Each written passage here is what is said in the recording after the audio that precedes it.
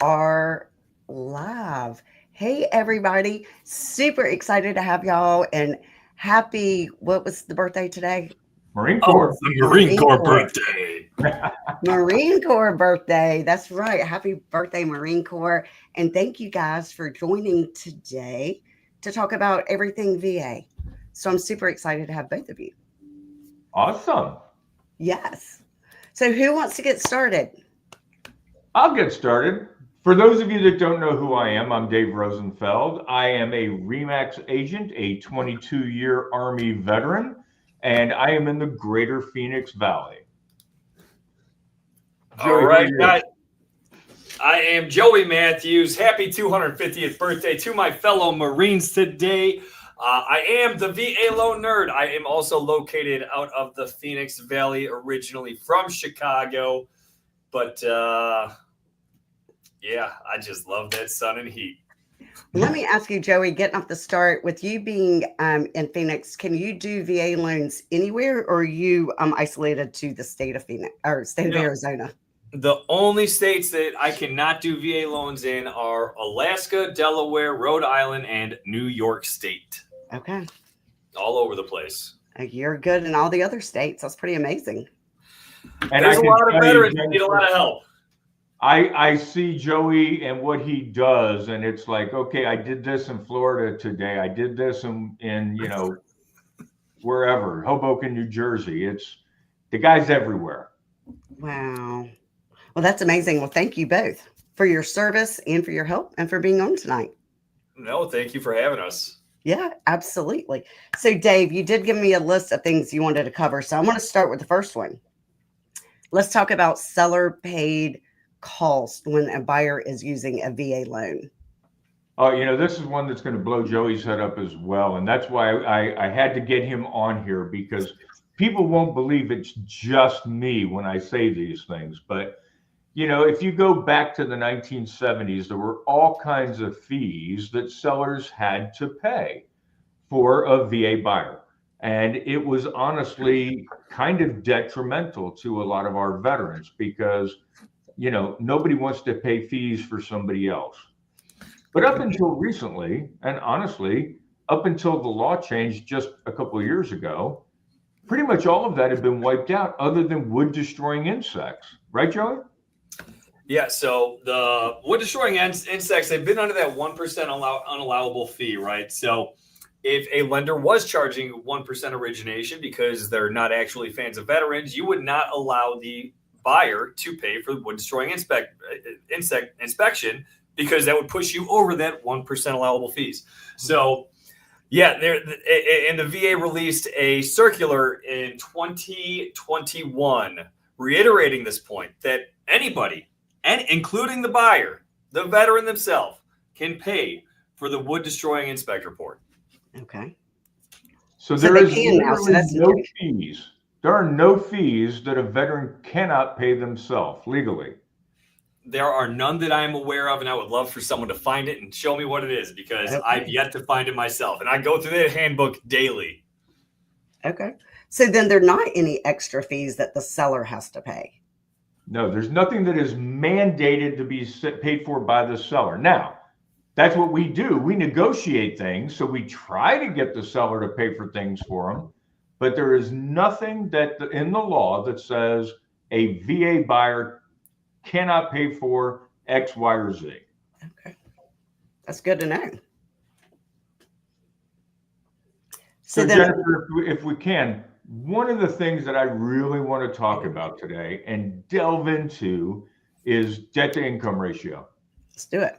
Because I really know how to trigger Joey. And, one of the things that we talk about is conventional. You can't have more than a 50% DTI. FHA, you can't have more than a 2% DTI. All of that kind of stuff. Joey, let's talk about DTI for a veteran. Yes, sir. So debt ratios, debt to income ratio is what he's referring to specifically. You have a front end debt ratio, which is your cost for your primary housing as it compares to your monthly gross income. And then you have a back end debt ratio, which accounts for the rest of your debts as well. So it's your housing plus your other debts. So your car payment, your student loans, your credit cards, your terrible loans that you took out because you were in the military and you wanted that 30% for that Camaro, right? So every loan type, except for the VA, has a cap on debt ratios. What the VA bases their lending off of is called residual income. All right. So what is residual income? That is the money that is left in your pocket once all of your debts are paid, including taxes. So the way we calculate what your actual residual income is we will take your gross income every month, your gross income. We will subtract out your state taxes, your federal taxes, your Social Security, your Medicare cost, right? And that is your net income. All right. From your net income, now we subtract out the new housing payment. We subtract out any credit cards, your auto loans, all of those things, all of those monthly debts, and that gives us your residual income. How much money you have after taxes and debts are paid every month. Okay. The VA has a calculator, not even a calculator. They post what the residual income requirement is based on the area of the country that you live in and your household size. All right. They do increase how much residual income you need to be making if your debt ratios are over 41%. They don't they suggest doing it, right? You can get a waiver for it, or you can request your underwriter not use that higher level number based on compensating factors. Like if your residual income is incredibly high, like you're making way more than you're required to make, you are fine. If you have fantastic credit, if you have a lot of money in reserves and bank accounts, you're not going to have to use the higher amount. So long story, right? I know I just... Yeah, I mean, Jennifer's getting ready to take a nap over here. So the bottom line is you've had people with a debt to income ratio well above 50%, right? My record is 76%, and that sounds awful. It really sounds awful, right? Sounds scary. I would never allow someone to do that if I didn't know they could handle it. So in this situation, and this is when it's most common, it's a self-employed buyer who writes off as much of their income as they possibly can. On his bank statements, I saw what he was making in reality. On his taxes, I saw what he told the IRS he was making. All right. So bottom line is you were sitting here blowing smoke with a real estate agent who's writing off everything they can possibly write off. Okay. Yeah. So bottom line is the DTI isn't 30%. It's not 40%. It could be, depending upon what's going on, well above that. The thing is that we have to make sure that our buyers are actually speaking with a lender who understands. Yes. Yeah. Right. I cannot tell you how many other lender turn down files I get because a debt ratio is over 50%. I scream, give me that. Oh, please just send it this way. I know how to handle that, please. Yeah, there's a lot of lenders that just assume that 50% is a cap. I don't know why. I wish that they didn't. I wish that more people cared about veterans enough to get into the 26-7, the VA lender handbook. And I'm not going to sit here and disparage anybody. I know Jennifer's not going to. We're going to assume that if you do one VA loan a year, it's not worth your effort. So it is incumbent upon us as realtors to make absolutely certain that the lender that we're working with our veterans is actually skilled and they know what's going on. Yeah. Your primary lender may be phenomenal with FHA, may be phenomenal with USDA. It's stuff that we don't do a lot of out here, USDA. Yeah, Jennifer, do you do? Not a lot of USDA. I haven't done it in probably 10 years. Yeah. So, and I wouldn't expect Joey, I wouldn't expect you to be an expert on USDA because we just don't do a lot here. I've done 3 in 10 years. Yeah. So, Jennifer. Yes, sir. What do you know about max contributions? I don't. I'm like super excited to learn. And I do VA loans, but not very much. I mean, maybe 5 a year. So I'm excited to learn. So tell us, what are the max contributions? Hey, 5 a year is more than most. I'll be the one to say that. But Dave, sorry, I just had to honor that. You're doing well. You're doing well. Hey, listen, Standing I applaud everybody that is working with veterans, but I want us to be a resource. So if you're watching this, and this is not a Zoom call or something like that, I have no idea how many people are tuned in or how many people will see this on the backside. But if you have questions about VA loans in any capacity, please reach out to me. Use me as a resource. I can connect you with Joey very easily. Jennifer will tell you I'm a jerk, but I'm a nice jerk. Oh, you're not a jerk. Whatever. And hey, Eric. Hey, Eric. Eric will tell you I'm a jerk. No, he won't. He Eric won't likes tell me. you. He I don't won't. know why, but Eric likes me. It's because his wife turns the screws on him. But let's talk about max contributions. So it's what, 2%, 4%? What is it, Joey? You're such a jerk. Oh my God. He was saying he wasn't a jerk for the sole purpose of being a jerk right there. I love it. All right. Max seller contributions. So this is one a lot of realtors, a lot of lenders get wrong. And the realtors get it wrong because the lenders get it wrong. All right.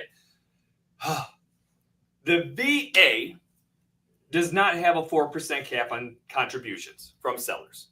Okay.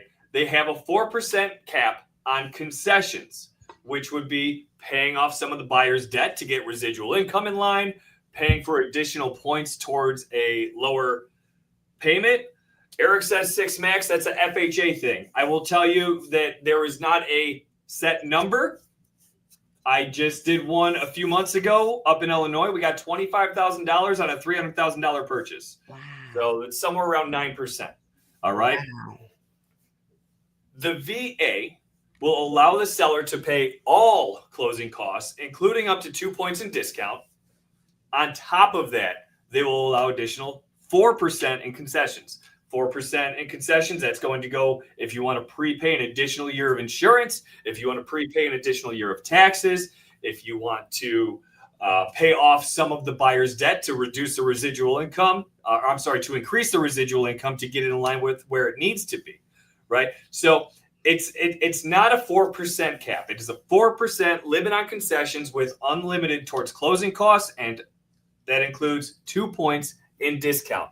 Huge misconception. I can pull up the VA handbook and we'll leave it a snippet of that information somewhere. But yeah, super common misconception. It's one of my favorite ones too. Wow. And one of the questions Eric had was on assumable loans. Have you ever done a lot of the VA assumable? So the VA assumable loans, they are fantastic in the right situation, okay? Fair. The current servicer of that loan is going to handle all of it. So the underwriting, the whole shebang, all right? You have to understand the lender already owns that note. So time is not of the essence in their eyes. They do not really care because they're going to get their money, okay? Prior to, I think it was April or so, the VA servicers were taking up to 180 days on these things. So the VA sent a big message out to current servicers saying they needed to speed up their processes. They wanted things to close at least 90 or most 90 days. So the timeline has gotten down to, I think the average is about 60 days, but they have to underwrite the new buyer. They have to credit underwrite the new buyer, make sure they qualify for the terms, make sure that they have the liquid assets to cover the delta between the current loan balance and the sale price, or have the cash plus second loan to cover those two things. And they underwrite the whole file. They're not terribly worried about the time it's going to take. And let's be very clear. The vast majority of veterans don't have money for a down payment because all they hear is stop it. Will you stop it? The average veteran is at zero down, zero down, zero down. All right. And so I will tell you, if you're a veteran, it is my personal opinion that you will always put zero down, right? Invest your money elsewhere. And I'm not arguing that, but we talk zero down, zero down, zero down, but that gets psychologically buried into a veteran's head that they can move into a house at no cost. Gotcha. They're not thinking about closing costs. They're not thinking about title and lender fees, and they're not thinking about taxes or HOAs. So we do need to make sure that these guys Yes. understand they're still going to have 1 to 2% in closing costs to get into that house anyway. But going back to Eric's question also on assumables, you have to understand there is a big difference between a veteran assuming a VA loan and a civilian assuming a VA loan. Because if it's a veteran, if I am assuming Joey's loan, then it's my eligibility. It gets transferred to me. Joey's eligibility gets completely renewed from that loan, and things move forward. If I am a civilian trying to take Joey's loan, that eligibility is still tied up with Joey's loan, for Joey. So he may have a reduced eligibility moving forward on his next home. So personally, and I don't know how Eric does this, but I don't allow my veterans to allow a civilian to assume their loan. Yeah. Now, there is an exception to that. If my veterans are 99 years old and they're moving into an assisted living facility, they're never going to use that eligibility again. Right. So, or a kid. I will also point out that when you're doing that, the assumption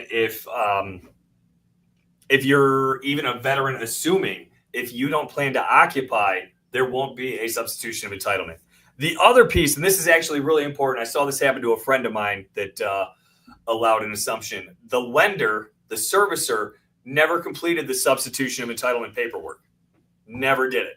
All right. And now, because it's so far past gone, they can't do it now. Right. Even though the new veteran was buying as a primary, if the servicer doesn't complete the substitution of entitlement paperwork, the entitlement will not get moved to the new certificate of eligibility. Very incredibly important stuff. Absolutely. So does the provider not do it because laziness? Like, what would be the reasoning that they didn't do it? There are people working on salaries that are not dotting all the I's, checking the T's. Yeah. Hey, but let's talk about something real quick, because this is important to know too. The VA is still human. They're people. It's not all computers, and people make errors. And a number of years ago, I had a Gold Star spouse. Her husband died on she wasn't a Gold Star. Let me back up. Her husband died on active duty. He did not die in combat. And to be a Gold Star, your service member has to die in combat. But he died in service. When she then sold that home that they had because she didn't want to be near the military installation anymore, and she moved out here to Arizona, it was just her and her son. When they pulled the certificate of eligibility, she had to pay a funding fee. And that should not have been the case. But there was an error made. So she came to me when interest rates became sub 3 and said, "Hey, Dave, I want to refinance. Who should I talk to?" And Joey wasn't around then. But I introduced her to a lender who said, "We don't charge any veterans fees," so on and so forth. And I made the introduction. Yes, this is she won't be paying a funding fee. She won't be doing this. She won't be doing that. The lender calls me back and says, "Oh, no, we pulled her COE. She has to pay a funding fee." And if you're not familiar with that certificate of eligibility, it does tell you on that certificate if you have to pay a funding fee, if you know what your eligibility is. It tells you all of that. And I'm like, "No, she doesn't." So she's like, "Dave, she does. I've got the COE." I said, "Well, it's wrong." Okay. I said, "Call the VA, tell them it's wrong, and get it taken care of." She's like, "I can't tell the VA they're wrong." And of course, my response is, "They're wrong. I'm a veteran. I can do that." So I literally picked up the phone. I called the VA and I said, "Hey guys, this is the person. This is the, the social, so on and so forth."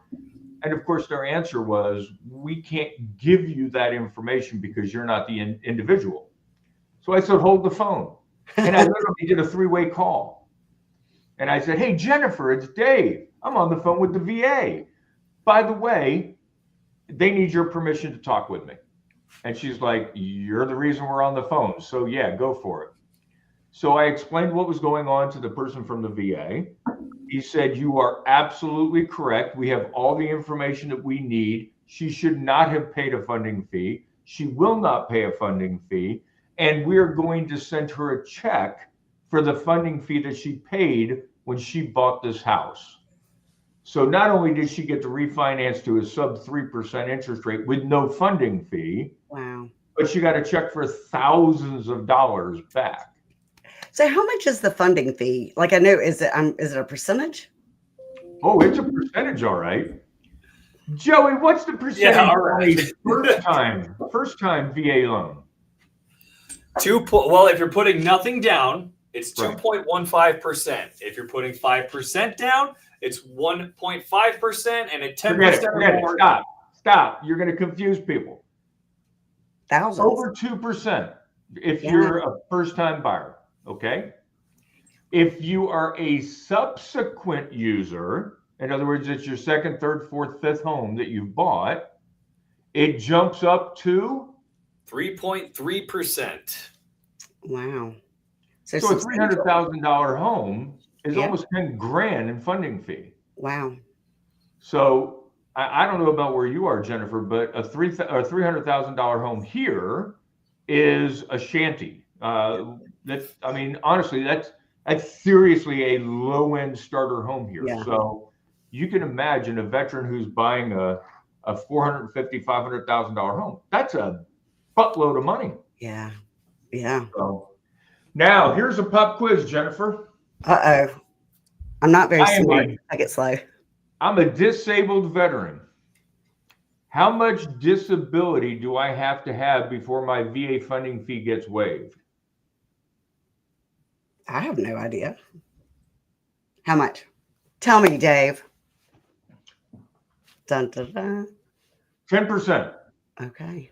So if I am 10% disabled, I do not pay a VA funding fee. Oh, wow. Now, And who decides how much disability? Is that something military? Is that something pre-established? when we separate from the service, we go to the VA hospital. They look at us. They tell us to do stupid things, balance on one hand, doing push-ups. On one hand? Dave's very strong. The rest of us did not do these things. But the VA is the one upon our separation from the service. Whether you did 4 years or 24 years, you have to take an exit physical. Okay. I was, as you know, jumping out of airplanes. I was in tanks. My hearing is shot. So I get disability, not a dollar for my hearing, but for my tinnitus, which is ringing in the ears. Oh, wow. I get 10%. Okay. Now, I get other stuff too. I got a bad back, bad neck, bad knees, and a bad attitude most of the time. So I get disability for all of that. Wow. I had no idea. And I had no idea it's only 10%. I mean, that's amazing. That's excellent.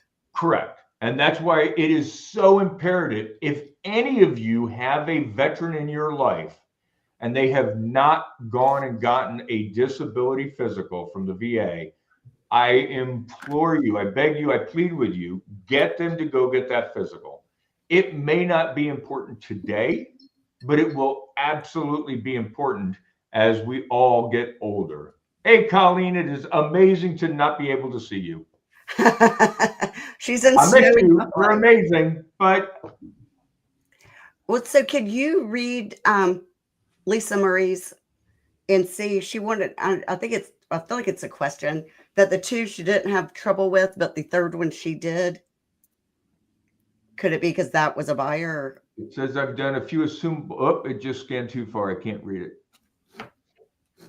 Oh, well, I don't know how to make that show up. I've done 3 assumable loan transactions this year. 2 went smoothly with a timely manner. The other one took too long for the buyers to close and they had to choose a different route. Not sure if it was because it was the buyer versus the sellers. When it comes to assumables, it is always the servicer that is the problem, without question. And if you are going to do an assumption, you have to plan on a 120-day close. Okay, that's fair. So let's talk about one of my other favorite topics, because people talk about. Hey, Dave, and Katie's telling you, hey, remember you met Katie in Nashville? Yes. At dinner? She's my teammate. Anyway, that's she was saying, hey, sorry, keep talking. I didn't mean to interrupt you. I just wanted you to see it before it got too far up. Let's talk about the appraisal process. People are like, oh my God, the VA appraiser is going to come out and they're going to do a roof inspection and they're going to get into the crawl space under the house. They're going to do all of these things. They're going to screw everything up. I have a question on the appraisal. How long does it take? Because that's usually, it's not usually screw things up. It's usually it takes so long. Takes so long? Yeah. No. VA. All right, Joey, deep cleansing breath, but I'll let you answer it. It's like you told her all the things that trigger me. Okay. The VA appraisal from the date of assignment, the VA has the appraiser who picks up assignment has to turn it in within the period the VA allows them based on the county that they live in. All right. So in Arizona, almost all the counties require a 10 business day turnaround. I know all of Illinois is a 10 business day turnaround. The slowest counties I'm aware of are up in Washington. They allow for Alaska allows for 21 business days. So that's where you're going to see real slow business possible turnarounds. But I've also had an appraisal that we put in assignment and got the full report back 2 hours later. Wow. So again, that is the appraiser who picks it up. Some will take every single day that they're allotted, and some are going to be the ones they want to get it off their plate, get to the next assignment. Do you know what it is? You might not know off the top of your head, so sorry. For North Carolina. And if you don't know, we can talk about it later. What county are you in? I'm in New Hanover. New Hanover? Hanover, New Hanover. Hanover, okay. I can pull it up. Easy day. But we can talk about looking that up. Days, and Mandy's right here next to me, so she's probably accurate with 10. 10 business days in Jacksonville? Yeah. But that's the thing. That's 14 calendar days. All right. So I tell people, if you're in one of those counties that allows 10 business days, you can close in 21 days. Because in reality, any lender who pre-approves a file should have pulled the certificate of eligibility up front, should have collected docs, should have done a good pre-approval, right? I've never had a loan denied, so I don't know what it looks like to do a bad pre-approval. And then you're just waiting for appraisal, title, and homeowners insurance. It's really not that hard. My fastest VA closing was 8 calendar days. That was up in Michigan. It's just, yeah. All right. And that's amazing. And then, Dave, to your point, though, the appraisers do tend to be a little bit more stringent with the VA loan. Yeah. Can you hear me, Dave? Turn your hearing aids up. He's frozen. He is frozen. Dave. He's moving slightly. So no, the VA requires them to make sure that the home is safe. Are we frozen? Yeah, I can hear you now, but you did freeze for a couple of seconds. You're good now. Are we frozen? No, you're good now.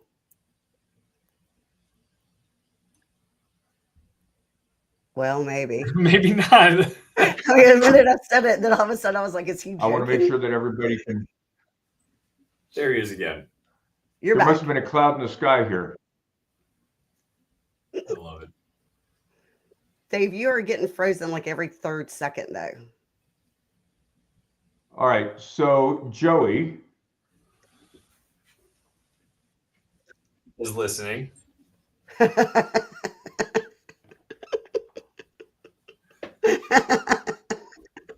Are you on dial-up, Dave? I thought I just heard that AOL sound. Can you hear me now? Or now. But then he froze again. We're going to need him to disconnect and reconnect. Joey, can you hear me? I hear you. I don't know what's going on. Lisa tells him to let it go. That's funny. Mandy, thank you. You got great advice. And hey, Rich. Hey, Vicky. I'm just going to say hey to everybody until you come back. And hey, Brandy. I think I've covered everybody else. Okay, Dave. You guys are both frozen. Oh, we're frozen. I see you fine, Jennifer. Okay, so moving along. Next thing he had on his list that he wanted to talk about was Tidewater, which is interesting because I've only had Tidewater happen like twice and I've only won it once. Explain what Tidewater is, Joey. Yep. So Dave, Tidewater. I would tell you to reconnect and try to connect back in. I think. I'm hoping he does. Tidewater. The name is stupid. It comes from an area of Virginia where they started using it. All right. So ignore the name. But what it is the appraiser has gone out to the property. They have done some research and they are having trouble coming up to the purchase price that is on the contract, right? They're not giving us a value. They're saying, I'm having trouble reconciling the value on the contract. Can you please provide me additional comps? All right.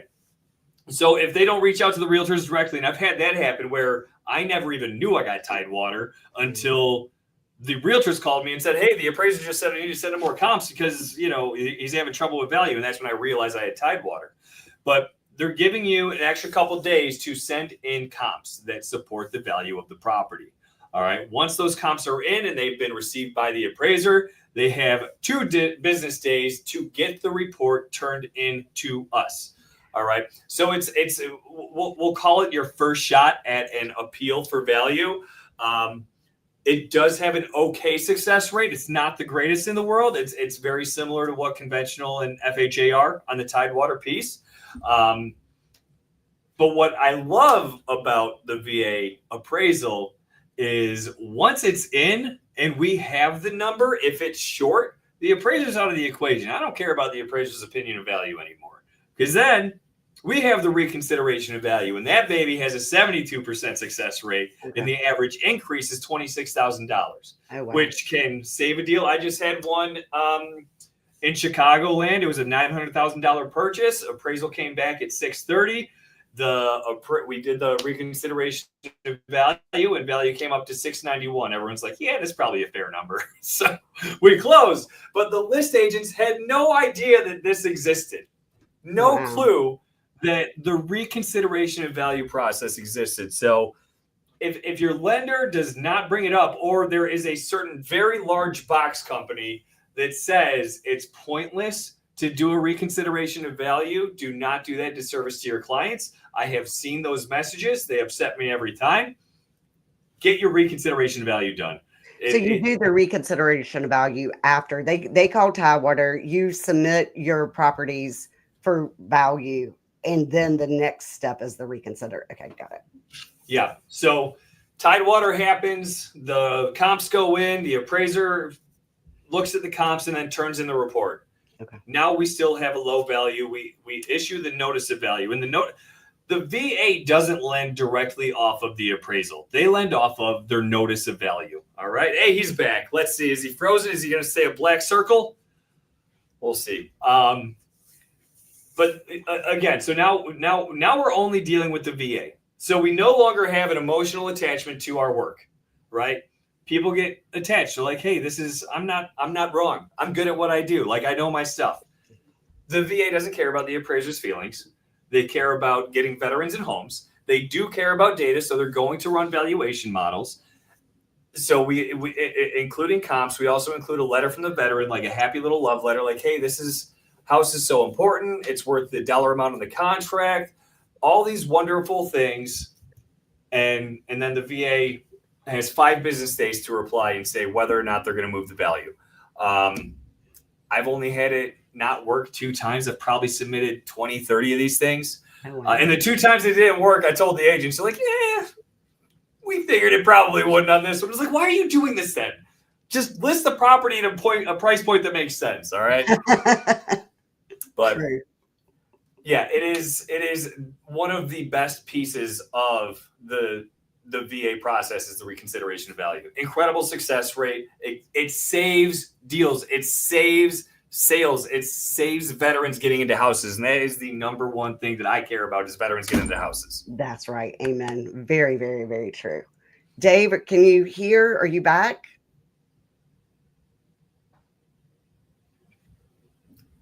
Well, questionable. All right. I know that Dave was talking about the safety standards, right? And I want to hit this too, because this is something a lot of people don't know. The VA lays out minimum property requirements in Chapter 8 of the VA handbook, right? And these MPRs, minimum property requirements, appraisers are supposed to be experts on them. They're not always experts on them, and not chapter 8, chapter 12. So they'll flag things that may or may not be actually problems, right? I have seen standing water get called out. That's not a real problem. It's ugly, right? Is it ugly or is it unsafe? If it's ugly, it's cosmetic. You can get it waived. All right. The VA is cool with submitting for MPR waivers. I do it all the time at this point. Like, I will get the appraisal, and I'll know if something's not going to get waived, but I'm still going to submit it for waiver just in case. Like chipping paint on the interior of a house built before 1978 is going to have to get fixed. I'm still going to try to get it waived, right? The answer is always no until you make someone say yes. But, and of course, the veteran has to agree. The veteran has to sign that they agree that they're trying to waive these minimum property requirements that the appraiser has flagged in the appraisal. I've had as many as 12 things flagged on appraisal and got every single one waived. Wow. It's just a matter of knowing that you can do that, because a lot of lenders are going to say, oh, it's subject to all these repairs, and they're going to call everybody and say, hey, all of this crap has to be fixed before we can close. And it's generally not the case. Well, so what are some other things, just if you could think up off the top of your head, like 2 or 3 things that I knew chip paint, but what are, and broken windows I've seen before. And so broken windows can be, right? Is the window actually broken or is it cracked? Can we put some Flex Seal tape on it, right? Is it going to be a water intrusion hazard? Because that's what you're looking at now is mold, right? If water gets through the crack and now it's seeping into the walls, are we going to have a mold problem? So that actually, without Flex Seal tape, can be a problem. However, this is another thing outside of MPRs.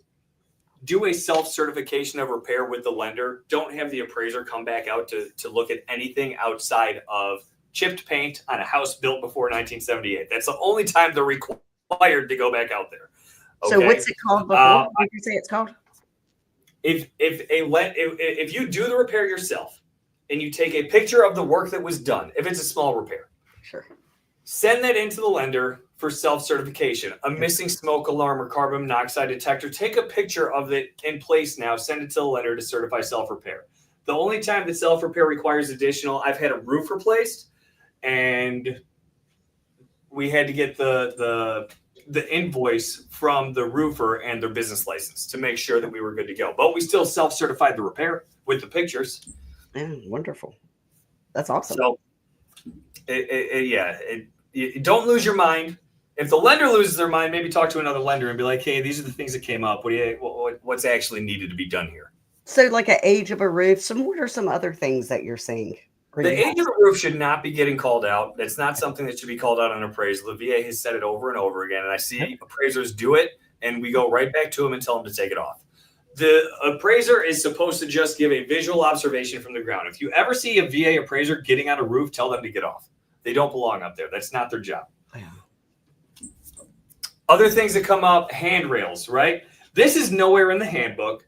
The VA wants you, this is a decision made based on building code at the time that the property was last rehabilitated, permits were pulled, things of that nature. Then you have to bring the property up to code, right? If you got 3 steps outside the house and there's no handrail on it, generally it'll get called out. Generally it'll get waived.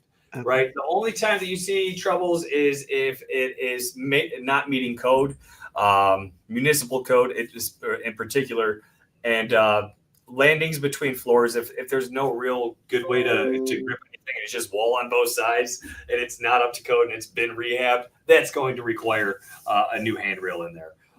Cracks in a sidewalk, cracks in a driveway, they're ugly. If they're like significant and any appraiser on any kind of loan is going to call it out, you're probably going to have a problem. But if it's just like a general like crack, you're not going to have a problem getting that waived. Okay. You can give the appraiser the high report. I don't know what a high report is. I don't either. Eric, what's the high report? It's going to say home inspection report. Yeah, Eric, you've lost us all. I bet it is home inspection. I bet that is what you're talking about. Well, Dave, you're back. I know. I heard every word of that. That was amazing. Oh, and I have no idea what's going on. Like, There was an asteroid field or something that passed over because everything went berserk here. So I apologize for that, but that's why I got Joey on board. Yes, but you're back. He could be And I'm glad you're entertaining back. too. I have fun. Yes. So We went over MPRs and ROBs, Dave. So Dave had a list of things that were very necessary to cover. So Dave, how are we? So I know we're going to be limited on time, but one of the things I want to talk about is probability of closing, because people talk about how VA loans are this or VA loans are that. Joey, if you had to put a number to it, would you say 50%, 75%? What's the number of VA loans that close compared to, say, conventional?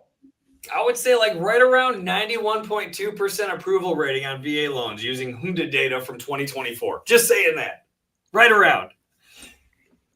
My favorite piece of this is the lowest approval rate. We have FHA, USDA, VA, non-QM, all this nonsense. The lowest approval rate nationally, conventional.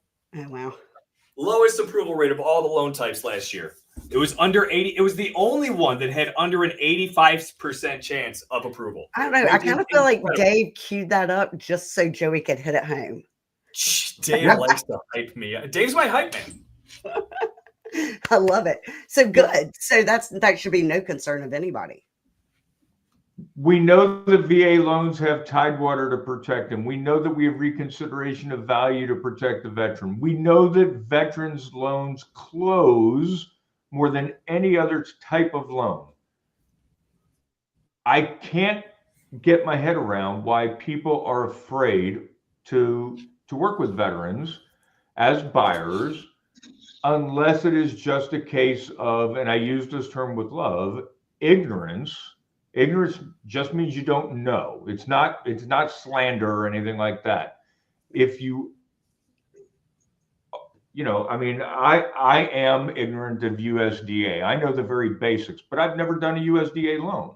So I would have to dig into that really deep before I could really take care of somebody or find a lender that knows that product better than anybody else. That's not me.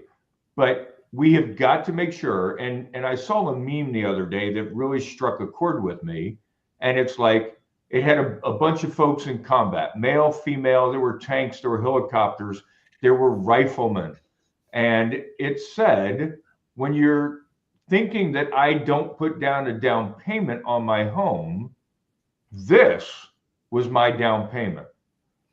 And it's true. Wow. That's meaningful. It's a good visual. All right. So Joey, what are we not covered so far? What are we forgetting? The smartest thing to buy with your first use of the VA. Oh my gosh. Using the VA loan more than once, using it multiple times at once. Like there's so much to cover, man. Oh, I love it. Okay. So Joey, I do want to stop for a moment. And Jen, you got to know, I've got to reel him in sometimes because he gets so excited about some of the stuff. We have a huge number of people today that sit there and tell us, I don't want to use my VA loan now because this isn't my forever home. Uh-huh. And they have it in their head that they can only use a VA loan once. And that is just so far from the truth. You could have 2 or 3 VA loans simultaneously. Wow. Joey, like touch up on to that. a certain dollar amount? Is that what's the cutoff? For sure. So it's going to depend on the county that you live in. The first time you use your VA loan, you can buy whatever you want as long as you can afford it, and you have a lender who will fund it, right? So $5 million, $6 million, $7 million, it'll get guaranteed if it's your first use. You won't be able to buy additional properties with your VA loan once you've bought for that because you won't have any remaining entitlement. However, if you are someone who is buying for $200,000 or $300,000 with your first home, okay, you're well under the county limit across the country. The standard county limit is 806.5, right, for 2024. In some counties it's higher, but the standard is based off of the Freddie Mac conforming loan limits. All right. They're very specific in saying Freddie Mac. I don't know why, because it's the same with Fannie Mae, but they're very specific in saying the Freddie Mac conforming loan limit.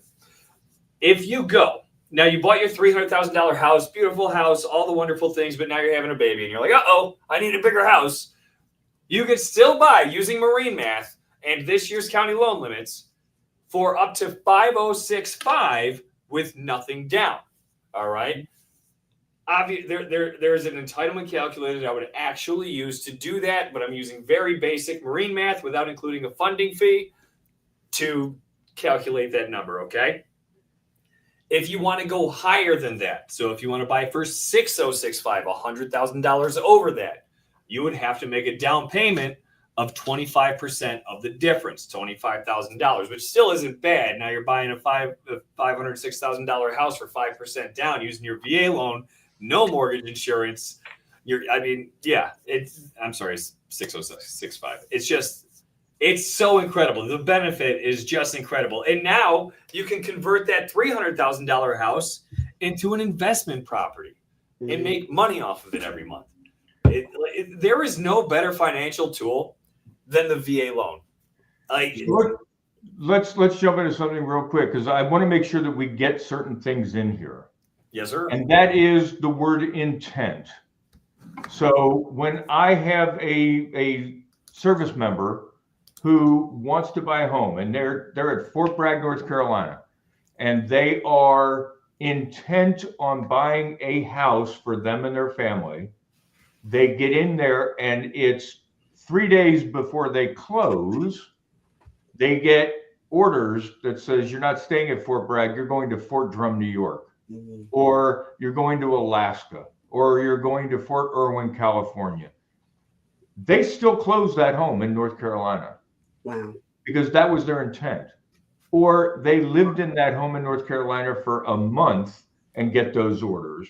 They don't have to sell. Their intent was to live in that house. Or they bought a 2-bedroom, 2-bath home in North Carolina, and they just found out that mama's having triplets and they need a bigger house. So now they're going to jump in there and they're going to buy another home.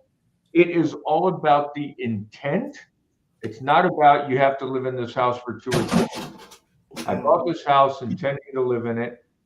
Life happened. Now we have to move somewhere else.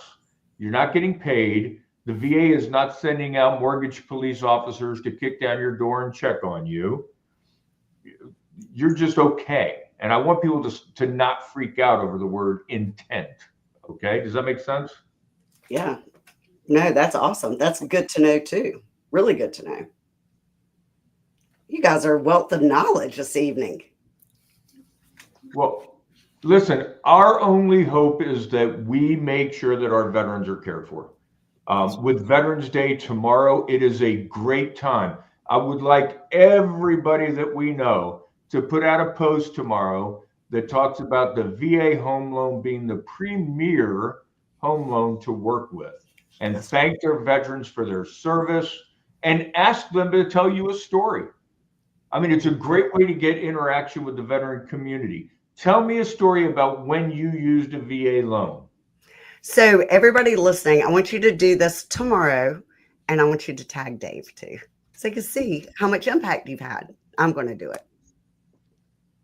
I'm going to do it. Yeah, right? I love it.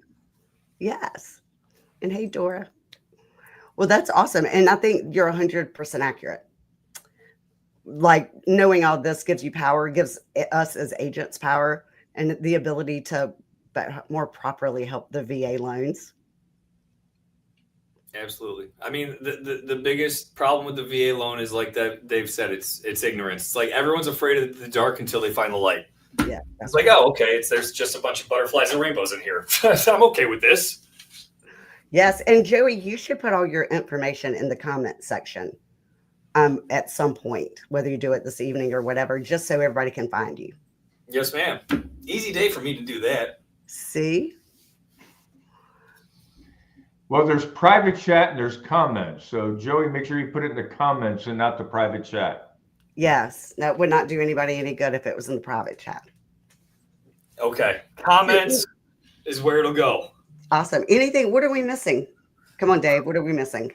Have we hit all your What are points? we missing? Multi-unit. That's a great question. What are the questions? Do people have questions out there? Yes, please ask. Danielle, thank you so much for you and your husband's service. I love the fact that you picked up some tidbits. It does my heart good when I know that I could share something with a fellow veteran. That's right. And Danielle's on my team. I love Danielle. Say thank you, Danielle, for chiming in. Anybody else? I just found out I can go back and see past comments. Look at that. Hi, Dora. Look, What else we got going on here?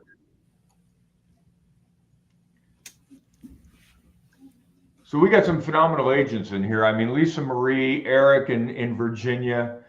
I will tell you, if you're anywhere near where Eric is, make sure you stop into the Army, the National Museum of the United States Army. It is a phenomenal museum that goes way back.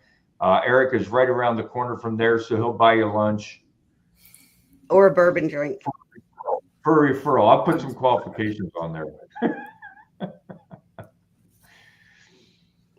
Eric, hey, Joey, what are we forgetting? What are we not touching on? Multi-unit, man. We're missing multi-unit. Shoot. Come on now. Oh, that's where I was going. Oh.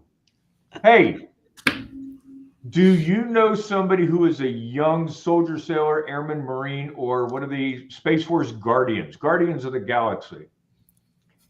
If you know somebody that's like early 20s, tell them to go buy a 3 or a 4-plex. Because you can buy a 3 or 4-plex, and Joey's going to say it could be a 6-plex. We're going to focus on 3 or 4. Find the unicorn lender.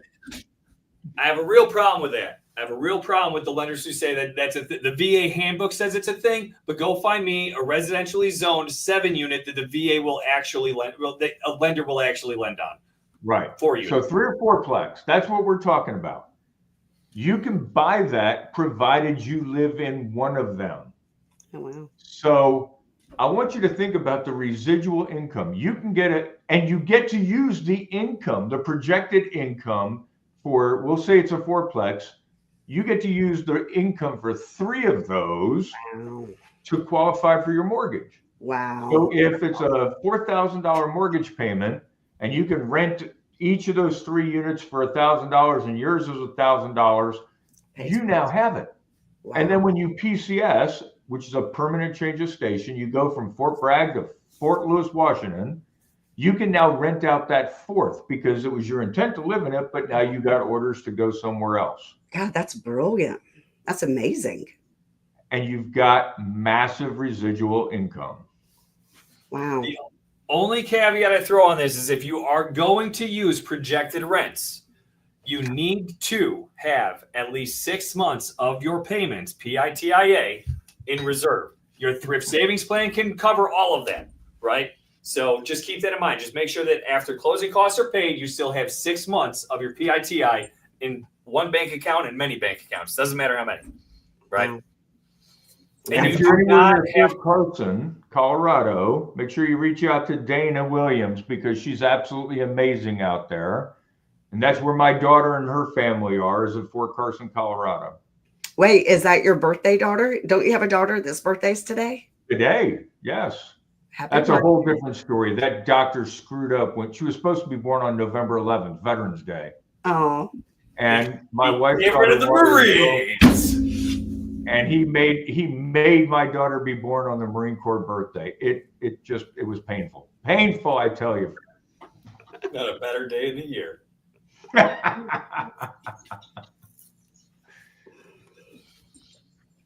All right, Jennifer. Yes, sir. You want to click me again? Question. You got like 4 minutes left. Okay. Oh, my question for you? Yeah. Oh, I thought you were going to ask me a question. I think you've hit everything. I think you've done an excellent job. I mean, I had no idea about the quadplex or the whatever 4 is. Is that quad? And or well, triplex, quadplex. All Had right. no idea. Had no idea. I didn't have any idea about a lot of these. So thank you. Okay, so I'm going to throw one out there that most people do not know. We talked about the fact that you had to have at least 10% disability to not pay a funding fee. If you are on active duty, you do not have a disability, right? Because you haven't separated from the service yet. Correct. But there are two groups of people on active duty that do not pay a funding fee. And only two. If you are a recipient of the Purple Heart, you are combat wounded, you do not pay a funding fee. Because we know at some point when you get off active duty, you are going to have at least 10% disability. You got shot, you got blown up, whatever the case may be. The other is if you are a recipient of the Medal of Honor. Oh, wow. So those are the two exceptions. So if you are on active duty with a Purple Heart, then you don't pay a funding fee. So it's imperative that people like Dana and Eric and those people that are really close to military installations know that. The Air Force, I don't think, has issued a Purple Heart in the last, except maybe pararescue and stuff like that. Same with the Navy. The Navy SEALs are the ones that are typically getting Purple Hearts. They're not, you don't get that. You don't get a Purple Heart for something that's minor. You know, it's combat wounds. So if you see somebody walking around with a purple ribbon on their shirt, you know that they're part of a select few that didn't zig when they should have zagged. I would tell you, Danielle, that my teammate that you were just talking about, her husband has a Purple Heart, which is awesome. And Eric, yes, you did send me 2 referrals, and thank you, thank you, thank you. And once I have anybody leaving my beautiful area to move up to you, of course I'll refer you. So any questions? I mean, nobody's throwing anything out there. Danielle, of course, thank your husband for his service. And listen, the Purple Heart is the one thing that nobody wants to receive.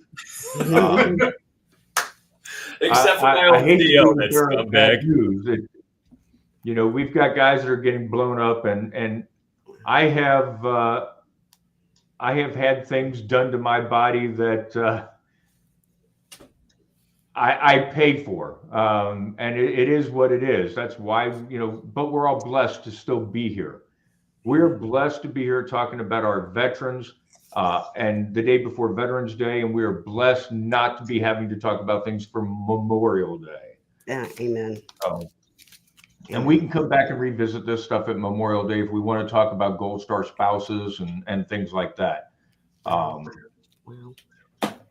But if we do that, you better have a lot of Kleenex around, because I'll make everybody out there cry. I promise you. I'm sure. I bet you will. Gonna make me cry just thinking about crying about it. Let's see That's here. dope. That's awesome, Rich. Wow. Wow, that is amazing. So to sum it up, how would you guys like to end? Joey, what do you got? I think that the number one thing in my eyes is always going to be everybody. There's this honor for veterans. Right around November 11th, people start really loving on veterans. Don't hate on the VA loan, though. You know, like, it's the best loan you can work with, and fear is misguiding people to make terrible decisions for their sellers, right? It's the best loan in the world. Wow.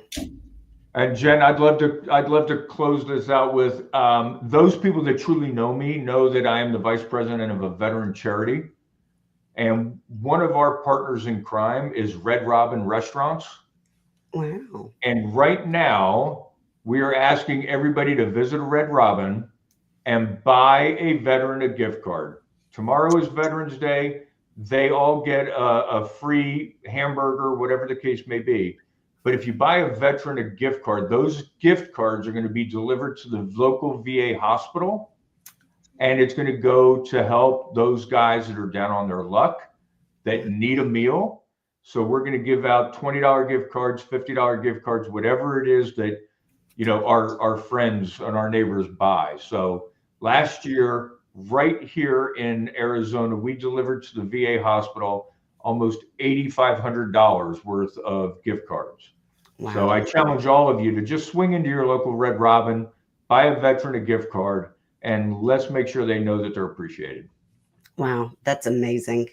I had no idea that Red Robin had partnered with that. That's excellent. Thank you. All right. Well, I appreciate you too, and thank you for being here. And I appreciate your knowledge and your time, as well as your service. Thank you so much for bringing us on, Jen. Yep. Dave, you know I love you, and it was nice meeting you, Joey. And I just look forward to Joey giving you some business, and Dave, the next time I get to see you. Absolutely. Awesome. Happy Veterans Day, everybody. Happy Veterans Day. Bye, guys.